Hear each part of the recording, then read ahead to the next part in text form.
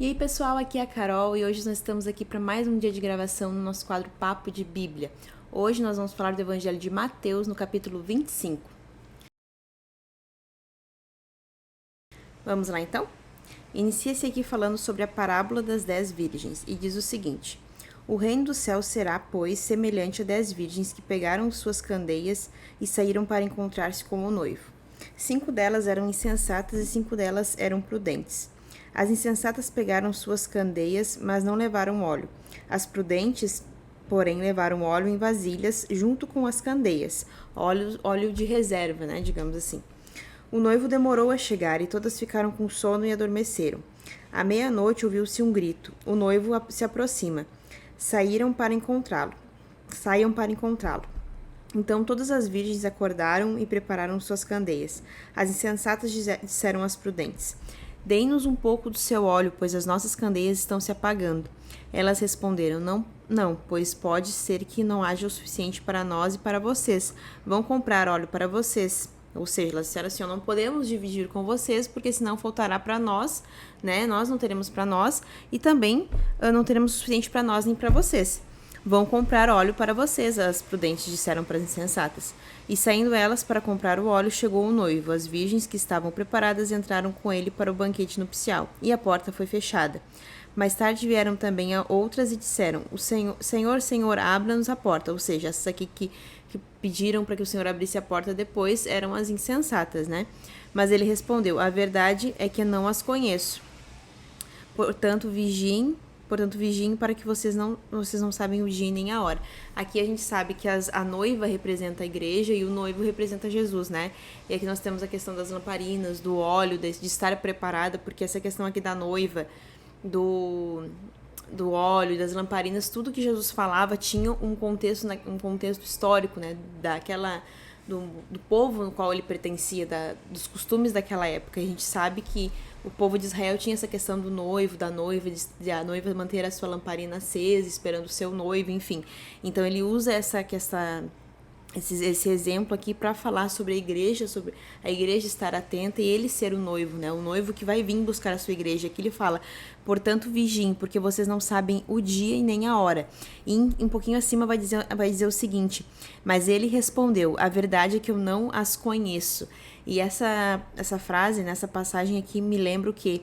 Daquela outra passagem que Jesus falou, né? Que dirão: Senhor, Senhor, em teu nome fizemos tal coisa, em teu nome expulsamos demônio, em teu nome curamos enfermos. E o Senhor vai dizer: mas eu não os conheço, apartai-vos de mim porque eu não os conheço. Ou seja, vocês não tiveram vigilantes, vocês não conservaram óleo nas suas lamparinas, vocês não tiveram a sensibilidade de estar atentos a mim, de se preparar para minha volta. Então vigiem e orem, porque vocês não sabem o dia que o noivo virá buscar a sua noiva, e a noiva é a igreja do Senhor, né? Em seguida vai falar então sobre a parábola dos talentos. E também aqui ele está fazendo comparações em relação ao reino de Deus, né? O reino será como a noiva que vai encontrar o seu noivo.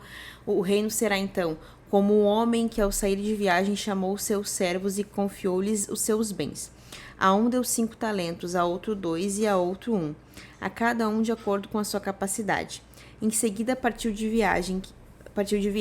O que havia recebido 5 talentos saiu imediatamente, aplicou-os e ganhou mais 5.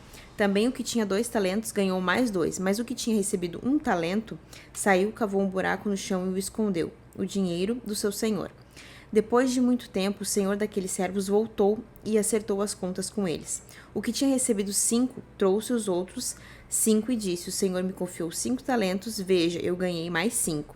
O senhor respondeu: Muito bem, servo bom e fiel, você foi fiel no pouco e o porei sobre o muito. Venha e participe da alegria do seu senhor. Veio também o que tinha recebido 2 talentos e disse: Senhor, o Senhor me confiou 2 talentos, veja, eu ganhei mais 2. O Senhor respondeu: Muito bem, servo bom e fiel, você foi fiel no pouco e eu porei sobre o muito. Venha e participe da alegria do seu Senhor. Por fim, veio o que tinha recebido 1 talento e disse: Eu sabia que o Senhor é um homem severo, que colhe onde não plantou e junta onde não semeou.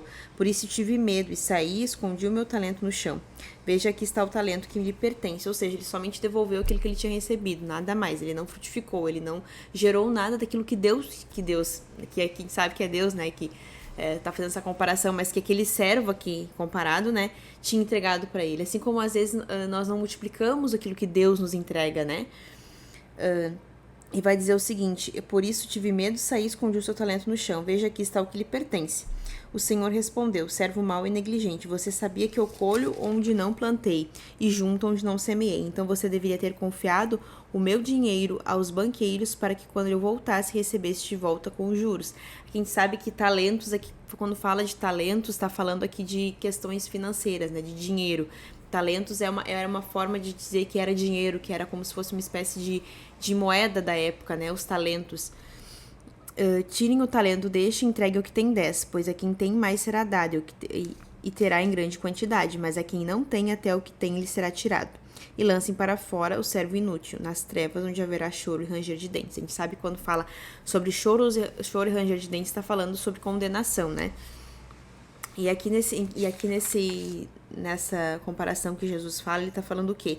O Senhor, ele confiou a cada servo uma quantia. Ele não esperou do que ele confiou 2, que ele desse 5. Não. Ele deu 2, ele frutificou para mais 2. Ou seja, ele estava cobrando daqueles servos conforme a capacidade que eles tinham, conforme os talentos que eles tinham sido confiados. Eles não estavam cobrando uma coisa que eles não poderiam fazer, que eles não poderiam gerar para ele. Ele estava pedindo aquilo que eles poderiam, que eles tinham capacidade de fazer. E eles simplesmente não fizeram. E muitas vezes nós fizemos isso. O Senhor nos confia algumas coisas para nós e nós simplesmente não fizemos. Ou porque nós temos preguiça, ou porque nós achamos que nós não temos capacidade, sendo que a nossa capacidade, ela vem de Deus. É o Espírito Santo que nos ajuda a multiplicar aquilo que o Senhor nos deu, aquilo que o Senhor tem nos entregado. Então nós sempre temos que prestar atenção sobre o que nós temos feito com o que Deus tem nos dado.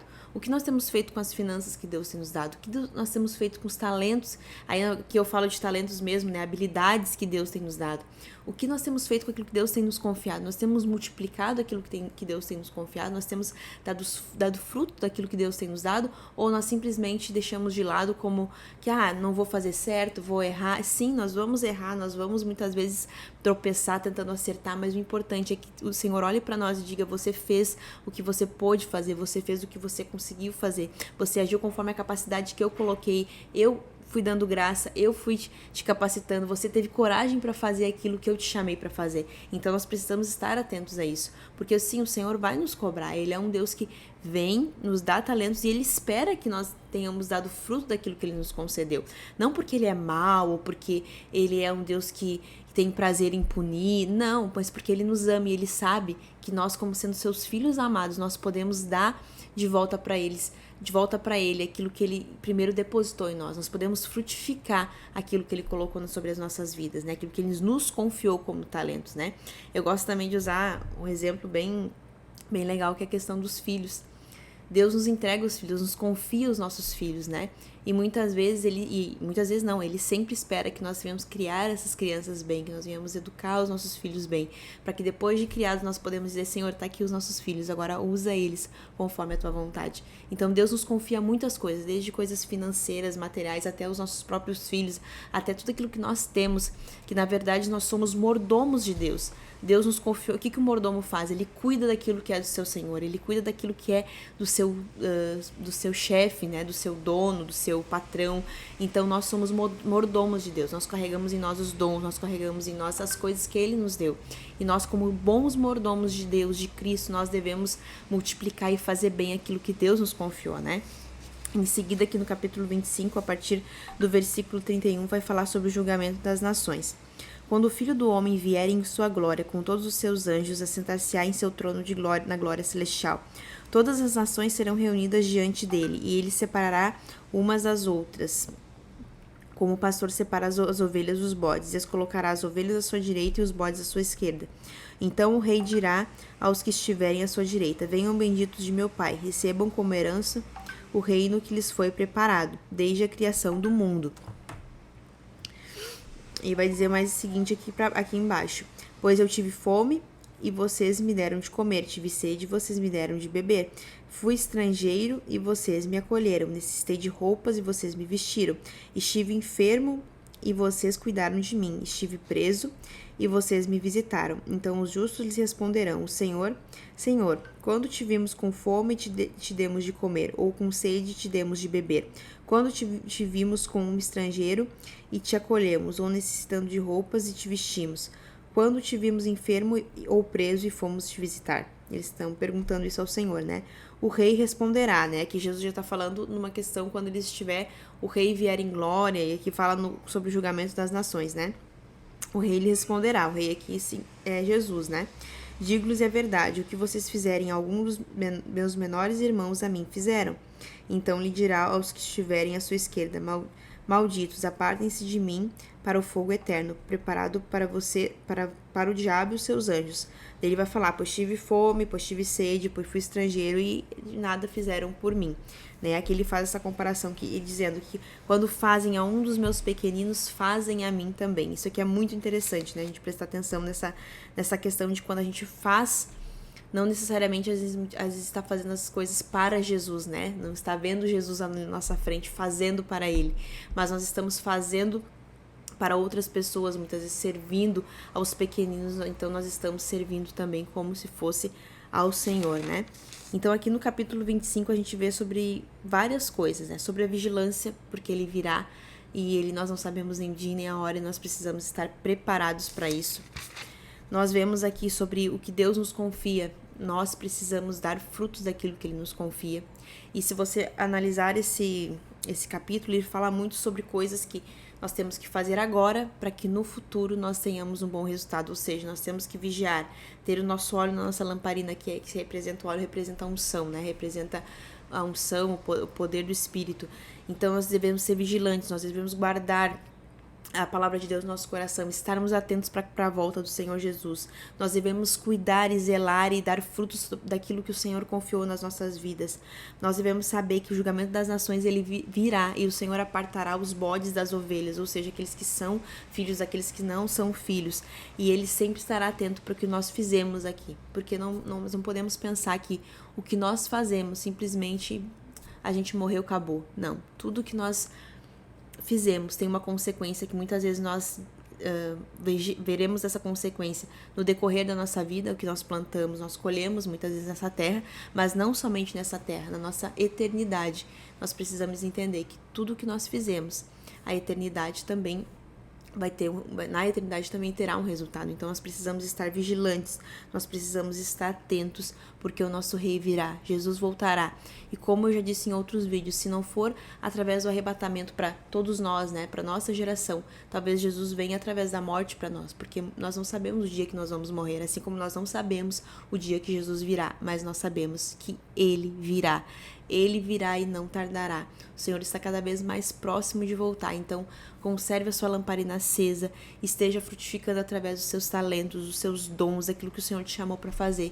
Porque se Ele te confiou algo, é porque Ele sabe que você pode fazer. E nos seus momentos de dificuldade, peça ajuda para o Espírito Santo, porque é Ele quem te capacita, é Ele quem te transforma, é Ele quem muda as coisas ruins que estão na nossa vida, porque muitas vezes nós olhamos para nós e pensamos, eu não tenho capacidade, eu sou pecador, eu sou miserável, e de fato nós somos, mas em nós opera um Espírito que é transformador e regenerador. O Espírito Santo habita em nós e Ele que nos transforma para que nós desenvolvemos o caráter de Cristo em nossas vidas. Então, ao orar, peça para que o Espírito Santo te transforme, peça para que o Espírito Santo te ajude nas suas dificuldades, porque Ele é o Deus manifesto em nossas vidas, Ele é o Deus que habita em nós. Eu espero que esse vídeo tenha edificado a sua vida, então curte, comenta aqui, compartilha com seus amigos. Eu te espero no nosso próximo vídeo. Até lá, tchau, tchau.